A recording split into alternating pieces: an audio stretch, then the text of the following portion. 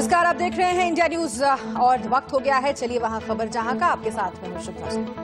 नमस्कार, मैं हूं मनोज मनु। 5 राज्यों में चुनाव की तारीखों का ऐलान हो गया है। ये राज्य है पश्चिम बंगाल, केरल, तमिलनाडु और असम के साथ पांडुचेरी।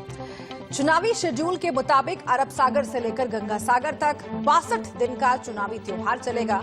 मुख्य चुनाव आयुक्त सुनील अरोड़ा प्रेस कॉन्फ्रेंस करने आए तो तैयारियों और तारीखों दोनों के बारे में विस्तार से बातचीत की। खास बात यह है कि पश्चिम बंगाल में सबसे ज्यादा 8 फेज में चुनाव होंगे। असम में 3 फेज में और बाकी तीनों राज्यों में 1 चरण में चुनाव होंगे। वोटिंग की शुरुआत पश्चिम बंगाल और असम से होगी। इन दोनों राज्यों में पहले फेज की वोटिंग 27 मार्च को होगी। 5 राज्यों में वोटों की गिनती की तारीख 2 तय की गई, 2 मई। चुनाव के शेड्यूल से जुड़ी हर जानकारी जो आपके लिए जाननी जरूरी है, इस रिपोर्ट में दिखाते हैं।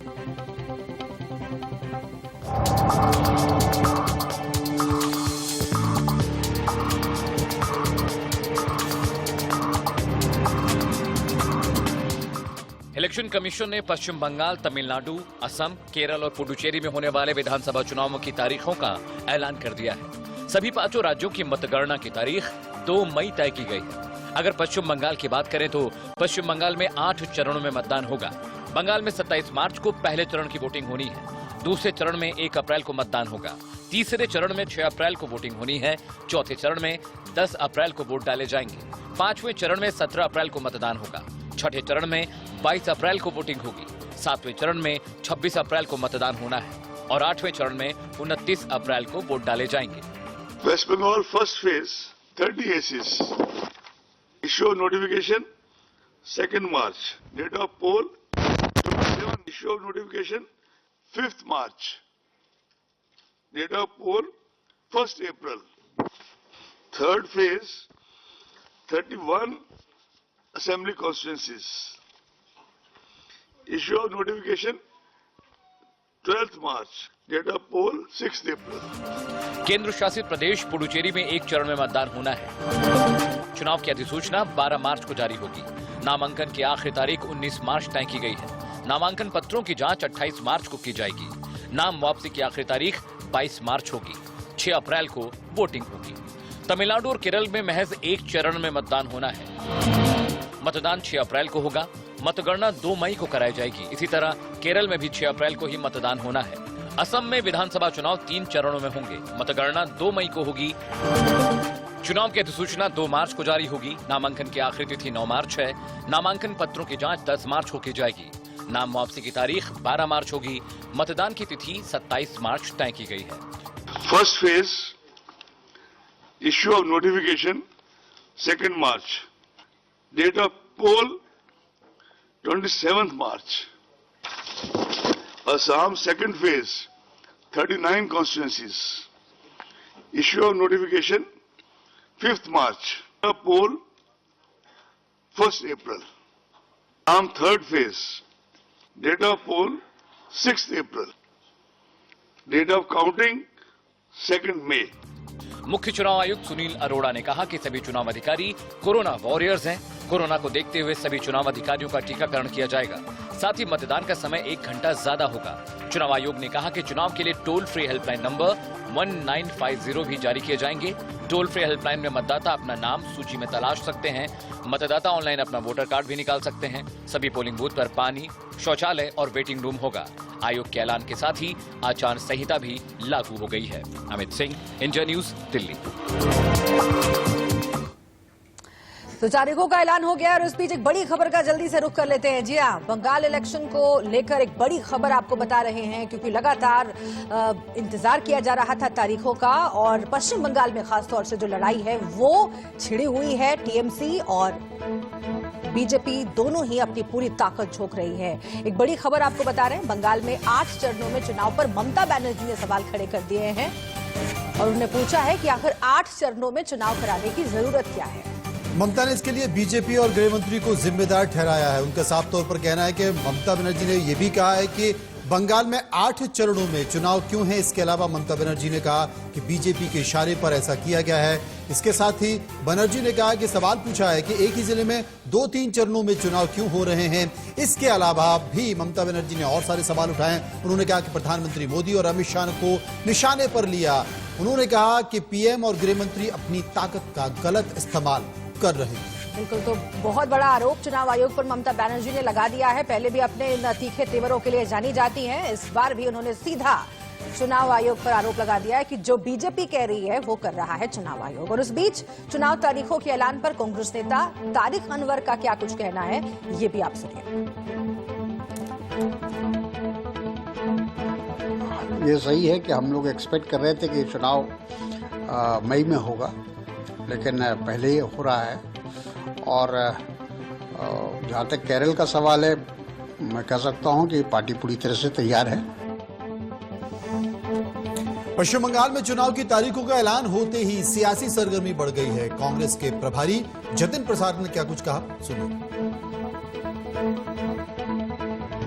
तारीखों का ऐलान हो गया है। 27 मार्च को पहला वोट डाला जाएगा और 2 तारीख को उसके बाद मतगणना होगी। 8 चरणों में चुनाव होगा पश्चिम बंगाल में। हमारे साथ बातचीत करने के लिए कांग्रेस के पश्चिम बंगाल के प्रभारी जतिन प्रसाद जी मौजूद हैं।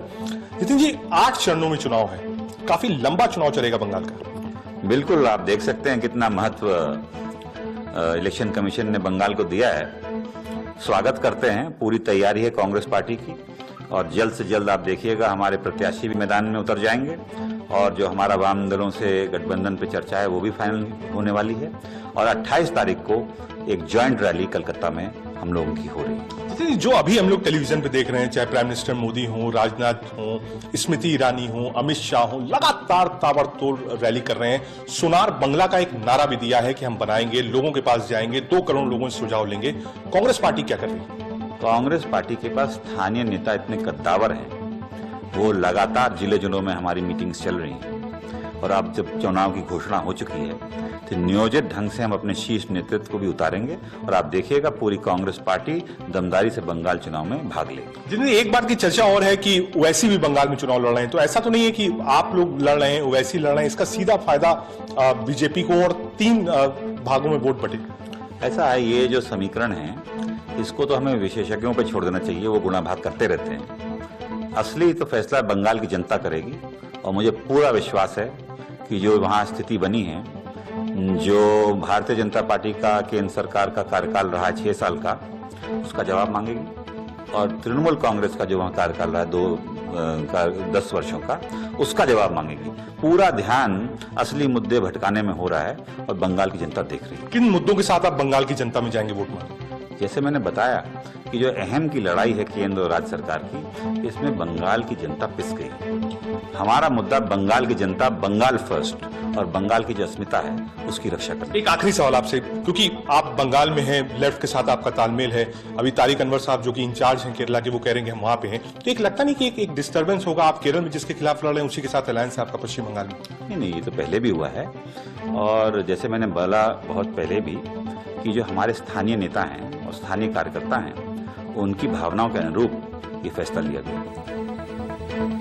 पश्चिम बंगाल के चुनाव में धर्म हमेशा बड़ा फैक्टर रहा है। बीजेपी की राजनीति के सबसे बड़े 3 आधार, अनुच्छेद 370, राम मंदिर और सीएए जैसे मुद्दों की तूती जिन राज्यों में सबसे ज्यादा बोलती है, उनमें से एक पश्चिम बंगाल है। और अब कैसे ममता बनर्जी की बाहरी पार्टी वाले तंज का जवाब भी बीजेपी ने ढूंढ निकाला है। बंगाल के हिंदुत्व आइकॉन के जरिए बीजेपी ने ममता के इर्द गिर्द रचा है कौन सा सियासी चक्रव्यूह, गौर से समझिए।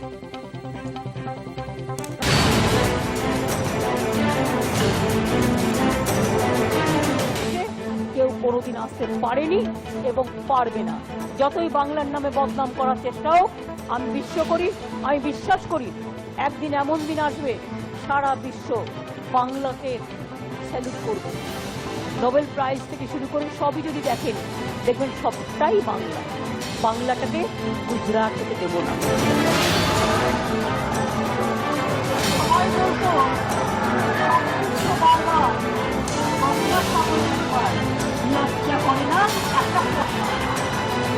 श्यामा प्रसाद मुखर्जी, जिन्होंने बंगाल के लिए आंदोलन किया था और बंग भंग कराकर पश्चिम बंगाल की সবাই বলতো সবকিছু বারবার, গঙ্গা সাগরে একবার, লজ্জা করে না?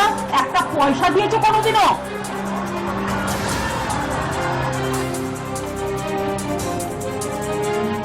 पश्चिम बंगाल के मुख्यमंत्री ममता बनर्जी हर वो मुमकिन कोशिश कर रही है जिससे बीजेपी का बंगाल में पांव पसारने का सपना अधूरा रह जाए। जो तोहमतें दीदी बीजेपी पर लगा रही हैं, उनमें से एक है बाहरी पार्टी होने का सपना।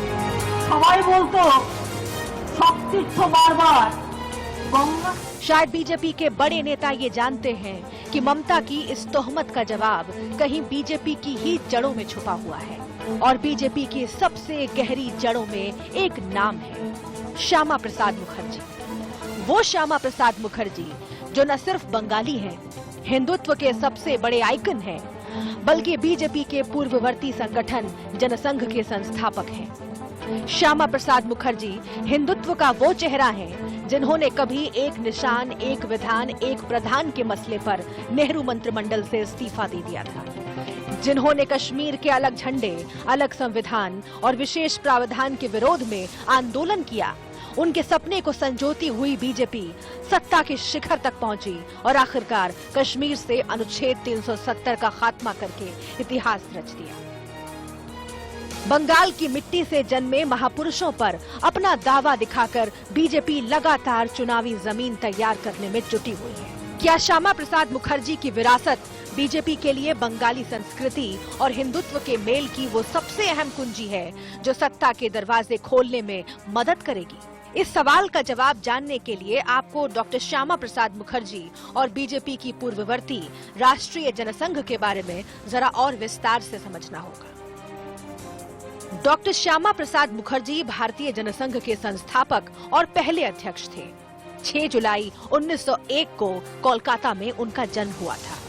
पिता आशुतोष मुखर्जी प्रसिद्ध शिक्षाविद और बुद्धिजीवी थे।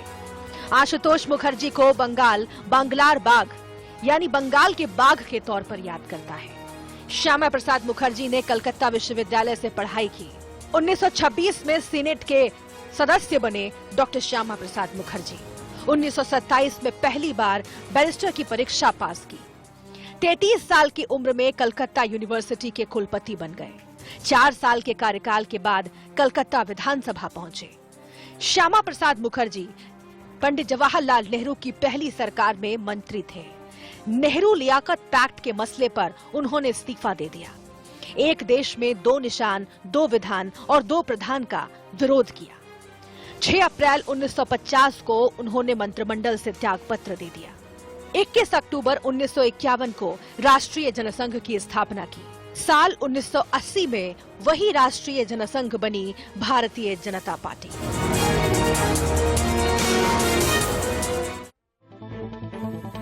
तो 2 मार्च से लेकर 2 मई यानी कि 62 दिनों का ये चुनावी त्योहार रहने वाला है। 5 राज्यों के विधानसभा चुनाव है, लेकिन 5 राज्यों के विधानसभा चुनाव में सबसे ज्यादा ताकत भारतीय जनता पार्टी अगर झोंक रही है तो वो आसाम और पश्चिम बंगाल है। हमारे संवाददाता अजीत श्रीवास्तव इस वक्त हमारे साथ बने हुए हैं। अजीत, हम आपसे जानना चाहते हैं क्योंकि सबसे ज्यादा सियासी घमासान बंगाल में देखा जा रहा है और बंगाल की राजनीति रक्त रंजित होती है। क्या यह माना जाए कि चुनावी तारीखों की घोषणा के बाद अब बंगाल का सियासी घमासान बढ़ गया है? इसकी आने वाले समय में कुछ तस्वीरें दिखाई देंगी?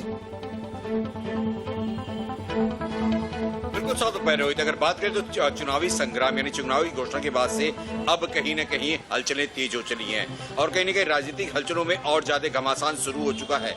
हर तरफ से, हम चाहे वामपंथी हो या बीजेपी हो या टीएमसी हो या उनके तमाम तरह से सहयोगी दल हों, हर कोई आरोप प्रत्यारोप लगाना शुरू कर दिया है। अभी चुनाव की घोषणा क्या हुई, वामपंथी ने पहले ही बिगुल बजा दिया कि वो बंगाल में चुनाव अगर जरूरत पड़ी तो कांग्रेस साथ लड़ेगी, नहीं तो फिर वो अकेले ही चुनाव केरल वगैरह में लड़ते नजर आएगी। तो वहीं साथ में कांग्रेस ने भी ये कहा कि जहां जरूरत पड़ेगी सहयोगी दल की वहां पे हाथ मिलाने की कोशिश करेंगे।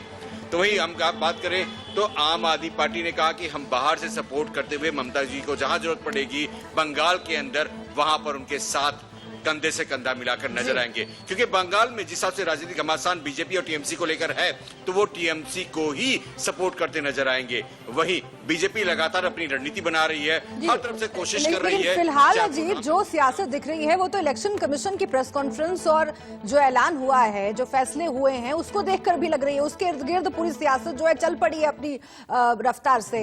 ममता बनर्जी ने आरोप लगा दिया है कि जो बीजेपी कह रही है वही चुनाव आयोग कर रहा है। ये बहुत गंभीर आरोप है चुनाव आयोग जैसी संस्था पर।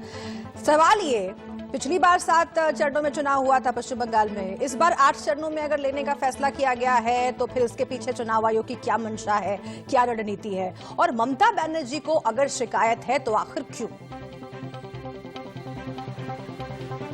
देखिए साथ हो रहे हैं, अगर सुप्रा बात करें हम तो यहाँ पे 8 चरणों का समीकरण इसलिए बनाया गया क्योंकि कोरोना काल चल रहा है। जिस तरह से इलेक्शन कमीशन ने साथ में कहा कि कोरोना काल की वजह से जो इलेक्शन है या तमाम अधिकारियों को वैक्सीनेशन का समय है या फिर भीड़ भाड़ ज्यादा बढ़ ना पाए क्योंकि लगातार अभी कोरोना खत्म नहीं हुआ है। ये जो दलीलें दी गई हैं कोरोना की वो वाकई जायज भी हैं क्योंकि नॉर्मल डेज की अगर हम बात करें जो पिछला इलेक्शन हुआ उस समय हालात ऐसे नहीं थे, लेकिन देश में हालात बद से बदतर हैं। जिस हिसाब से कोरोना की वजह से तमाम मौतें भी हुई, तमाम जगहों पे अभी भी अलर्ट है। महाराष्ट्र में जो सिचुएशन बनी हुई है उसको देखते हुए चाहती है इलेक्शन कमीशन कि बंगाल में ऐसी कोई स्थिति पैदा ना हो। ठीक है, चुनावी संग्राम हो रहे हैं, आपकी पद यात्रा में 5 से ज्यादा लोगों को हम अलाउ नहीं कर रहे हैं, इसका मतलब यही हुआ कि जो भीड़ भाड़ है या वार्डों में जिस तरह से तमाम भीड़ भाड़ इकट्ठा हो जाती है उससे लोगों को राहत मिल सके, इसलिए 7 चरणों की जगह 8 चरणों में ये चुनाव श्रृंखला शुरू होगी और 8 चरणों की वजह से ही कम से कम तमाम जगहों पर ये चुनाव आसानी से करवाए जा सकेंगे। बिल्कुल बिल्कुल अजीत आप ठीक कह रहे हैं, लेकिन इन सबके बीच हिंसा भी एक बड़ा कारण है क्योंकि बीजेपी ये कहती है कि हमारे 300 कार्यकर्ताओं की हत्या कर दी गई है और बंगाल में जो सबसे ज्यादा हिंसा होती है वो बूथ पर होती है और बीजेपी इसलिए राष्ट्रपति शासन लगाने की बात कर रही थी जो कि हो नहीं पाया। अब देखिए, अब दूसरे राज्यों की ओर हम चलते हैं। एनआरसी लागू हो गई, असम में पहली बार चुनाव हो रहा है। एनआरसी लागू होने के बाद वहां का समीकरण क्या है, बीजेपी किस तरीके से वहां पर जो जनता से वादे किए उनकी बात करेंगे और यहां बात तमिलनाडु की भी करेंगे क्योंकि 40 साल की राजनीति में अब करुणानिधि और जयललिता के बिना चुनाव होने वाला। बिल्कुल साथ पर है, हम कहें तो आसाम की बात करें जिस हिसाब से एनआरसी लागू हुआ है, एनआरसी होने के बाद से क्या कुछ समीकरण वहां पे बनते रहेगा कि बीजेपी लगातार कोशिश कर रही है, वो चाहती है कि तमाम जो छोटे राज्य हैं उन पे भी अपना पूरा तरह से हम कहें तो शामिल हो सके, उन पे भी सरकार बना सके क्योंकि आने वाले समय में जो राज्यसभा की सीटें रहेंगी वो ज्यादा से ज्यादा बीजेपी की हो सके, इसलिए राज्यों के अंदर भी वो अपनी पकड़ और अपनी सरकार बनाने के लिए आतुर है। खासकर जो बात करें हम अन्य राज्यों की, जहाँ पे हम असम के बाद से पांडिचेरी या फिर तमिलनाडु की बात करें तो हम तमिलनाडु में खासकर समीकरण जरूर यहाँ पर कहें तो बदल भी सकता है या इनके पक्ष में भी आ सकता है क्योंकि कहीं कहीं 2 धुरंधर जो नेता जो बार बार उनके नाम होते थे वो अब उनके बीच नहीं है। तो क्या ऐसे में तमिलनाडु को लेकर जिस तरह से तमाम हम कहें तो बातें सामने आ रही थी, कुछ पूरे जो एक्टर थे, टीवी एक्टर्स या फिल्मी एक्टर, वो भी चाह रहे थे। तो यहाँ पर अभी भी हम कहें तो आम आदमी पार्टी के भी के नेता सोना भारती ने भी मेरी बातचीत हुई, उनका साथ पर यह कहना है कि तमिलनाडु के अंदर या पांडिचेरी के अंदर यह हम हो सकता है कि आने वाले समय में किसी न किसी दल के साथ आगे चुनावी मैदान में नजर आए। लेकिन यहाँ पर एक बहुत ही दिलचस्प फैक्टर ये भी है कि 6 अप्रैल की तारीख बहुत महत्वपूर्ण रहने वाली है क्योंकि 6 अप्रैल वो तारीख होगी जब 5 ही राज्यों में, 3 राज्यों में एक फेज में इलेक्शन हो रहा है और बाकी 2 राज्यों में कई फेजेस की घोषणा हुई है, लेकिन 6 अप्रैल को इन 5 ही राज्यों में चुनाव हो रहे होंगे, मतदान हो रहे होंगे। इस लिहाज से जो तैयारियां होंगी वो कितनी व्यापक होंगी और खासतौर से बिहार इलेक्शन का जिक्र किया मुख्य चुनाव आयुक्त ने और कहा सफल रहे थे। इस बार क्या कोरोना को लेकर उस तरीके के इंतजाम और कितना मुश्किल होगा पार्टियों को समझाना कि भाई रैलियां कीजिए लेकिन सोशल डिस्टेंसिंग के साथ। बिल्कुल साथ पर चैलेंजेस दोनों तरफ से हैं। इलेक्शन कमीशन ने भी पूरी तैयारी कर रखी है, हर तरफ से उन्होंने कहा कि चीफ सेक्रेटरी और डीजीपी से हमारी बातचीत हो रखी है और उस पर तमाम तरह से काम किए जा रहे हैं। तो यहाँ पे साफ तौर पे है कि यहाँ पे अरोड़ा साहब ने साफ तौर पे कहा कि हमने दौरा किया है, तमाम जगहों पर बातचीत की है, चीफ सेक्रेटरी और डीजीपी को हर तरफ से हिदायतें दी गई हैं, लेकिन उन हिदायतों का उस समय पता चलेगा जब चुनावी प्रचार अपने पीक पे होगा और तमाम चुनावी जो दल होंगे अपने अपने ढंग से प्रचार करते नजर आएंगे, चाहे गलियों के अंदर हो या फिर डोर टू डोर कैंपेनिंग हो। डोर टू डोर कैंपेनिंग को भी लेकर वही कि 5 लोग से ज्यादा ही डोर टू डोर कैंपेनिंग में नहीं जाएंगे, लेकिन क्या ये रूल रेगुलेशन फॉलो किए जाएंगे? अगर नहीं होते हैं तो कितने केस दर्ज होंगे, कितने लोग पे मामले दर्ज होंगे, ये भी दिलचस्प होगा। कितने दिलचस्प होगा। बहुत बहुत शुक्रिया करेंगे ये श्रीवास्तव का जो विस्तार से हमें जानकारी दे रहे थे इन 5 राज्यों के चुनाव को लेकर। लेकिन सबसे बड़ा सवाल है कि चुनाव है और चुनाव में फिर कोरोना का डर कैसा, क्योंकि 5 राज्यों में अभी एक निर्णय तय हुआ है। दिल्ली में निर्णय तय हुआ है, तय ये हुआ है कि इन राज्यों से आने वाले लोगों को सबसे पहले आरटीपीसीआर की रिपोर्ट देनी होगी। लेकिन बंगाल क्या कहता है? आप देखिए, हजारों की संख्या में भीड़ होगी, कोरोना का डर नहीं होगा क्योंकि चुनाव है तो सब कुछ है। आगे बढ़ते हैं, बात करते हैं बंगाल युद्ध की। जी हां, 5 साल में क्या बदला है बंगाल, इस बात को लेकर चर्चा सुनाम हो रही है। 2016 के बाद से बंगाल में कांग्रेस और लेफ्ट का ग्राफ डाउन हुआ। पिछले 5 साल में बंगाल में बीजेपी की राजनीतिक ताकत बढ़ी है। 2019 लोकसभा चुनाव में बीजेपी बंगाल में दूसरे नंबर की पार्टी बनी। पंचायत चुनाव में भी बीजेपी दूसरी बड़ी पार्टी बनकर उभरी है। लोकसभा में बीजेपी को 18 सीटें और 40% वोट मिले।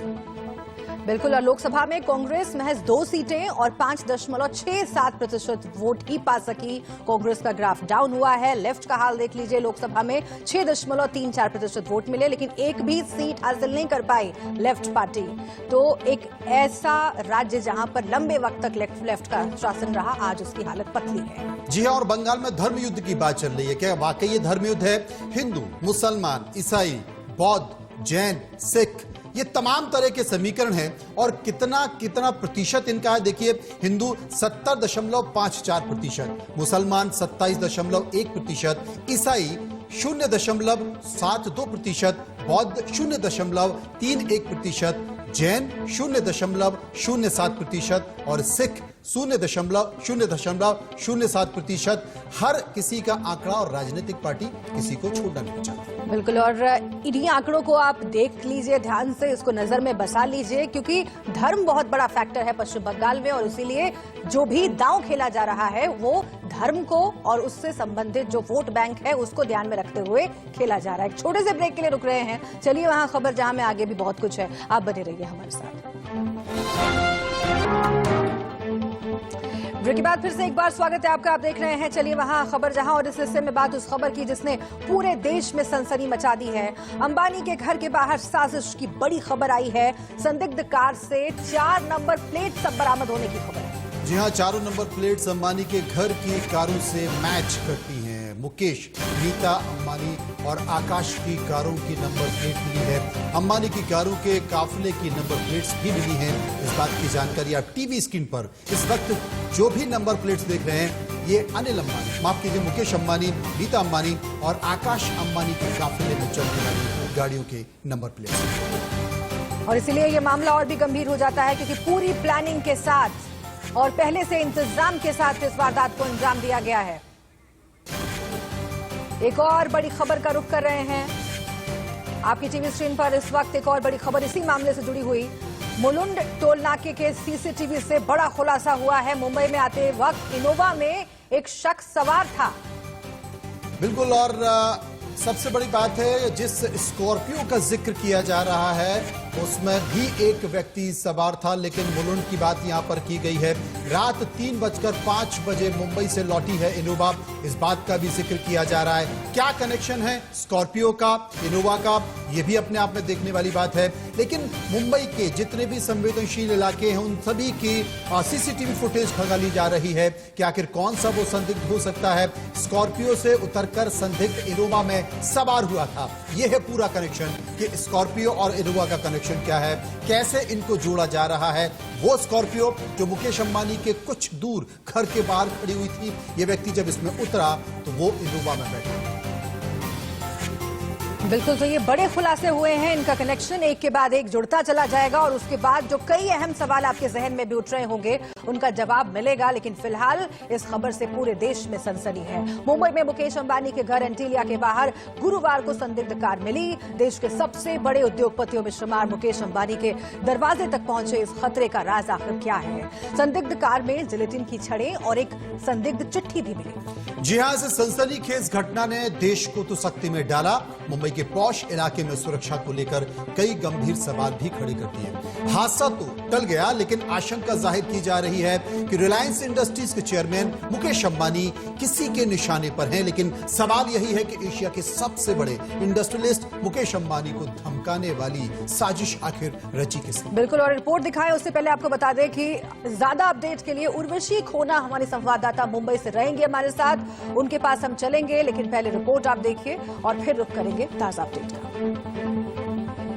फुटेज में सामने आया है कि एंटीलिया से कुछ दूरी पर खड़ी स्कॉर्पियो कार 24 फरवरी की रात विजय स्टोर के सामने पार्क की गई थी। इसके पीछे सफेद रंग की एक इनोवा कार है। करीब 17 सेकंड तक दोनों ही गाड़ियां अपनी जगह पर खड़ी रहती हैं। फिर स्कॉर्पियो की बत्ती बंद हो जाती है इसके 11 सेकंड बाद इनोवा कार वहां से चली जाती है। हैरानी तब हुई जब संदिग्ध एसयूवी से जिलेटिन की 20 छड़ें मिली और जांच के दौरान एसयूवी का नंबर फर्जी पाया गया। इतना ही नहीं, अंबानी परिवार को धमकी देने से जुड़ा एक लेटर भी मिला है। हालांकि पुलिस ने अभी जांच जारी होने की बात कही और जल्द पूरे मामले का खुलासा करने को कहा। कल दोपहर को 3 बजे के आसपास गांवदेवी पुलिस स्टेशन के हद में कारमाइकल रोड के ऊपर एक संशयित वाहन खड़ी थी। इसकी माहिती पुलिस को मिली थी। माहिती मिलते ही पुलिस तत्काल घटनास्थल पर पहुंची और bomb detection and disposal squad भी घटनास्थल पर पहुंची और इस गाड़ी की तपाशनी की गई और तपाशनी के दरमियान गाड़ी के अंदर कुछ स्फोटक पदार्थ जेलेटिन मिली थी और आगे की चौकसी के लिए गाड़ी को सीज किया गया। उधर पुलिस को पास ही लगे एक दुकान के सीसीटीवी फुटेज से महत्वपूर्ण सुराग मिले हैं। जानकारी के मुताबिक फुटेज में एसयूवी नजर आ रही है। इसमें एक संदिग्ध बैठा हुआ है और कुछ देर बाद वो पिछले दरवाजे से बाहर निकल जाता है। नहीं, वो तो उसमें दिखाई दे रहा है कि रात को 1 बजे 2 गाड़ियां आती है साथ में, एक स्कॉर्पियो एक इनोवा, और ये स्कॉर्पियो गाड़ी यहीं खड़ी हो जाती है और इनोवा गाड़ी भी 2-3 मिनट खड़ी रहती है साथ में और वो निकल जाती है वहाँ से। बिल्कुल, और ये सब जानकारी आपने पुलिस को बताई और आपने सीसीटीवी मुहैया करा दी? हाँ, एटीएस की टीम और क्राइम ब्रांच की टीम कल रात में काफ़ी देर तक थे और उन्होंने काफ़ी उनकी चौकसी चालू थी। हालांकि जो कार बरामद की गई है वो मुंबई के विक्रोली इलाके से कुछ दिन पहले चुराई गई थी, जिसका चेसिस नंबर बिगाड़ दिया गया है। लेकिन पुलिस ने कार के असली मालिक की पहचान कर ली है। गाड़ी का स्टीयरिंग जाम हो गया था, तो मुलुंड का जो ब्रिज है, एरोली जो लेफ्ट जाता है, उसको आगे क्रॉस करके लेफ्ट साइड में लगा जाम हो गया। तो आपने क्या कंप्लेंट दर्ज करवाई? क्या कंप्लेंट दिया था आपने? कंप्लेंट तो दूसरे दिन देखा गाड़ी नहीं थी, फिर कंप्लेंट कराया, सब जगह ढूंढा, फिर कंप्लेंट। जानकारी के मुताबिक कार से मिली जिलेटिन की छड़ें मिलिट्री ग्रेड की नहीं हैं, इनका कमर्शियल इस्तेमाल किया जाता है। आमतौर पर ये मकान निर्माण और खुदाई के दौरान इस्तेमाल की जाती हैं। लेकिन इसके बारे में जो डिस्पैच होता है वो बक्से के अंदर होता है ये, और उस बक्से के ऊपर batch number, bar coding, date of manufacturing, product name, जितने भी चीजें स्पेसिफिकेशन है वो बक्से के ऊपर, हर बक्से के ऊपर है।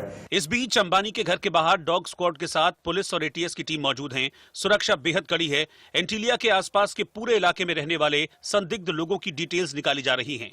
यानी साफ है कि बड़ा एक साजिश करने की पूरी तरीके से एक प्लानिंग की गई थी। हालांकि उसका भंडाफोड़ हो चुका है और इस वक्त आपको हम तस्वीरें दिखा रहे हैं मुकेश अंबानी के घर के और उसके बाहर की तस्वीरें कि किस तरीके से यहाँ पर सुरक्षा के चाक चौबंद इंतजाम इस वक्त किए गए हैं। यह वही एंटीलिया बिल्डिंग है जो कि मुंबई के पेडर रोड इलाके में स्थित है और इस बिल्डिंग को बड़े ही खूबसूरत तरीके से मुकेश अंबानी ने बनवाया। यहाँ पे थिएटर से लेकर पार्किंग से लेकर हर वह सुविधा मौजूद है और यहाँ पे आपको दिखाना चाहूंगा कि देखिए 24 घंटे सुरक्षा के चाक चौबंद इंतजाम इस बिल्डिंग के अंदर बाहर हर जगह मौजूद होते हैं। उनके प्राइवेट सिक्योरिटी गार्ड, साथ ही जेट प्लस की सिक्योरिटी जो कि उन्हें मिली हुई है, तो उनके तमाम जवान यहाँ पे हमेशा मौजूद होते हैं। और इस खबर पर बात करने के लिए हम सीधे चलते हैं। उर्वशी हमारी संवाददाता इस वक्त मौजूद है। उर्वशी, आपसे हम जानना चाह रहे थे कि पहले स्कॉर्पियो, उसके बाद इनोवा, और क्या कनेक्शन है इन दोनों गाड़ियों का?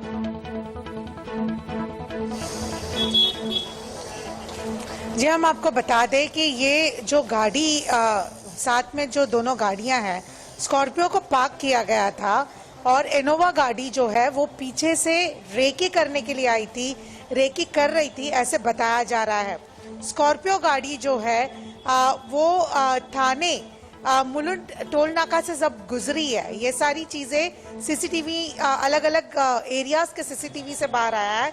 तो जब ये गाड़ी मुलुंड थाने टोल नाका से जब पास हो रही है सबसे पहले, तब उसमें एक ही पर्सन है और जब ये गाड़ी पेडर रोड से होकर जब स्कॉर्पियो को पास होकर, यानी स्कॉर्पियो ये पूरे इंसिडेंट को अंजाम देने के बाद जब स्कॉर्पियो का ड्राइवर इस इनोवा गाड़ी में बैठा है तो उसमें 2 शख्स है।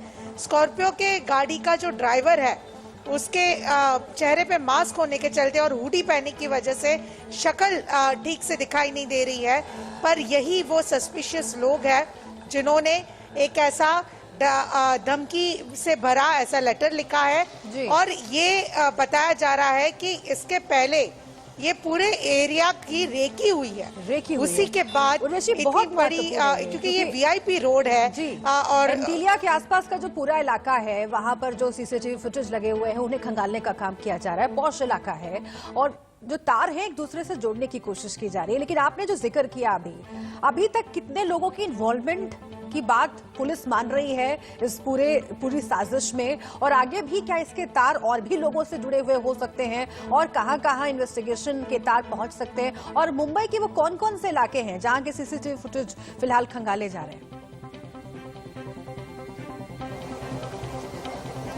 ये रोड, ये जो गाड़ी के मूवमेंट्स जिधर जिधर हुई है, जो पेडर रोड से लिंक होते हैं, सबब्स को कनेक्ट करते हैं, थाने एरिया को कनेक्ट करते हैं, वो सारे एरिया के सीसीटीवी देखे गए हैं।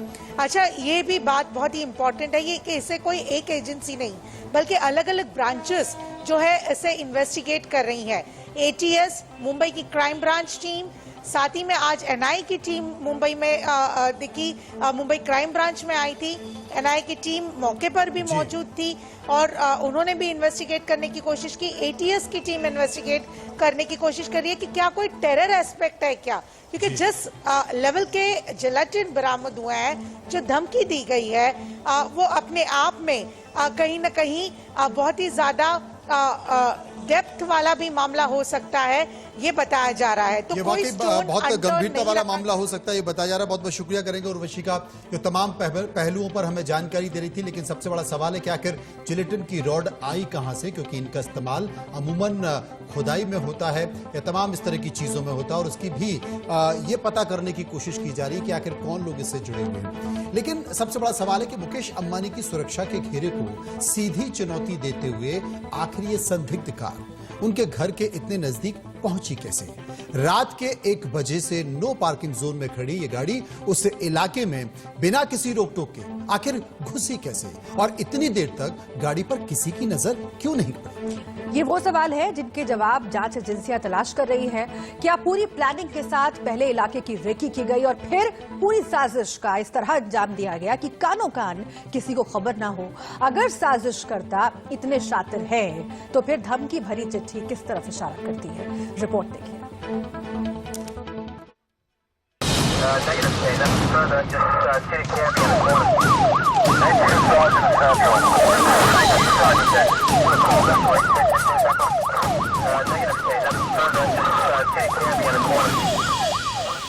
दुनिया के सबसे अमीर लोगों में शुमार,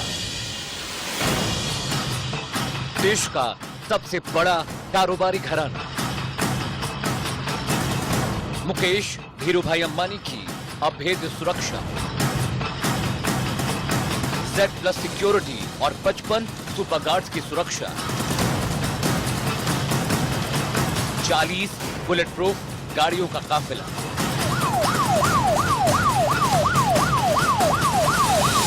भारत के सबसे रईस मुकेश अंबानी यानी कि रिलायंस इंडस्ट्रीज के चेयरमैन, इनके घर साउथ मुंबई के पेडर रोड में स्थित घर एंटीलिया रेसिडेंस के बाहर जिस तरह की एक सस्पिशियस गाड़ी मिली।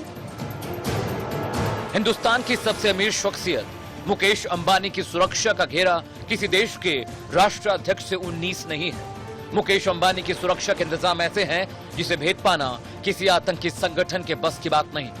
मुकेश अंबानी के घर एंटीलिया के बाहर एक संदिग्ध गाड़ी में जिलेटिन की रॉड मिलने के बाद उनकी सुरक्षा और कड़ी कर दी गई है। आइए सबसे पहले मुकेश अंबानी की हाई लेवल सिक्योरिटी अरेंजमेंट को सिलसिलेवार तरीके से समझाते हैं। मुकेश अंबानी को Z+ सिक्योरिटी का कवर मिला है। प्रधानमंत्री की सुरक्षा में तैनात स्पेशल प्रोटेक्शन ग्रुप यानी SPG के बाद ये भारत का दूसरा सबसे बड़ा सुरक्षा घेरा है। देश में अब तक केवल 17 लोगों को ही Z+ सिक्योरिटी दी गई है।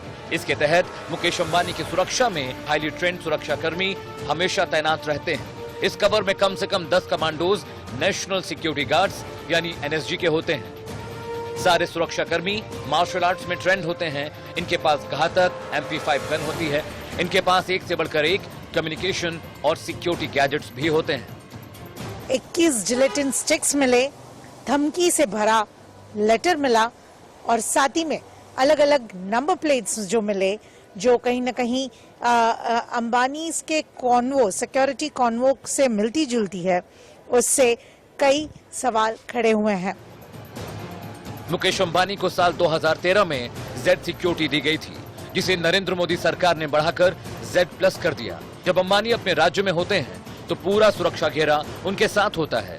बाहर जाने पर कुछ कमांडोज उनके साथ चलते हैं और संबंधित राज्य बाकी सुरक्षा के इंतजाम करते हैं। 24 घंटे मिलने वाली सुरक्षा का खर्च मुकेश अंबानी को खुद उठाना पड़ता है। एक अनुमान के मुताबिक Z+ सिक्योरिटी के लिए मुकेश अंबानी हर महीने करीब $22,000 यानी लगभग 16 लाख रुपए का बिल चुकाते हैं। इस खर्च के अलावा सुरक्षा कर्मियों के रहने खाने की व्यवस्था भी मुकेश अंबानी को ही करनी होती है। कि सिक्योरिटी को लेकर जो है जगह जगह पे डिप्लॉयमेंट और सिक्योरिटी बढ़ गई है जब से ये पूरा का पूरा इंसिडेंट।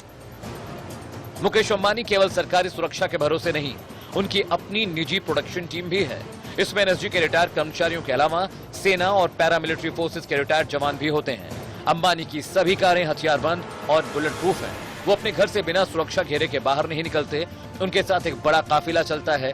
एंटीलिया की सिक्योरिटी प्राइवेट हाथों में भी है। निजी सुरक्षा गार्ड 24 घंटे यहाँ तैनात रहते हैं। इसके अलावा मुंबई पुलिस की टीम भी लगातार हर वक्त मौजूद रहती है।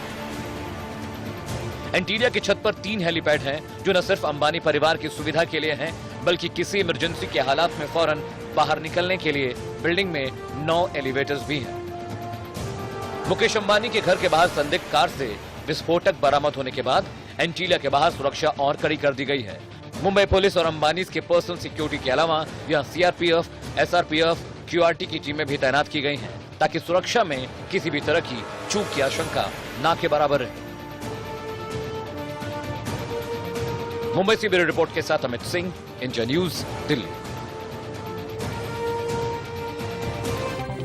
मुकेश अंबानी और उनकी पत्नी नीता अंबानी कई बार सार्वजनिक कार्यक्रमों में शरीक भी होते हैं। अंबानी परिवार की तस्वीरें देश भर में लोग बड़ी दिलचस्पी से देखते और पसंद करते हैं। इसकी वजह अंबानी परिवार का लाइफस्टाइल भी है। जी हां, फिल्मी दुनिया के सितारों के साथ भी अंबानी परिवार का देखा जाना आम बात है।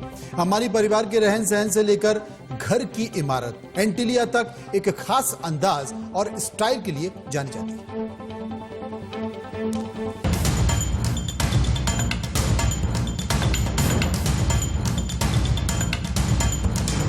ये तस्वीरें कारोबारी मुकेश अंबानी के घर एंटीलिया की हैं। मुकेश अंबानी का नाम दुनिया के अमीर लोगों की लिस्ट में शुमार होता है। रिलायंस इंडस्ट्रीज के मालिक और सबसे अमीर भारतीय मुकेश अंबानी दुनिया के सबसे महंगे और शानदार घरों में से एक में रहते हैं।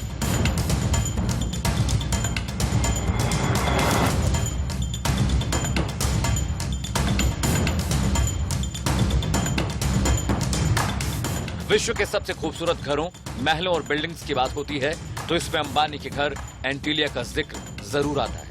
मुकेश अंबानी का घर एंटीलिया एक महल से कम नहीं। मुकेश अंबानी इस घर में अपनी पत्नी नीता अंबानी, 2 बेटे और बहू के साथ रहते हैं। चलिए आपको दिखाते हैं कि अंदर से कैसा दिखता है अंबानी का एंटीलिया।